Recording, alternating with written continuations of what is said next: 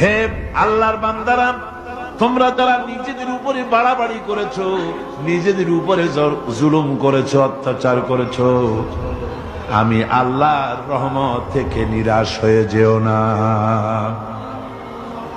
মানুষ যদি অপরাধ করে, বাপের সাথে অপরাধ করেছে, মায়ের সাথে অপরাধ করেছে, মা বাবা সন্তানের চাইতে এত বড় কল্যাণকামী তো আর কেউ নাই, কিন্তু মা বাবা কোনোদিন বলে না আয় আমার ছেলে তোরে মাফ করে দেই, এরকম বলে নাকি? মন চায় ছেলে যদি মাপ চাইতো, খুশি হয়ে মাফ করে দিতাম, কিন্তু কেন যে আসে না, ডাকে না যে আয় মাফ করে দেই। মা বাপ আপনাকে এত ভালোবাসে, সেই মা বাপও আপনাকে বলে না যে আয় মাফ করে দেই। আমার আল্লাহ হচ্ছেন এমন আল্লাহ, আল্লাহ রাব্বুল আলামিন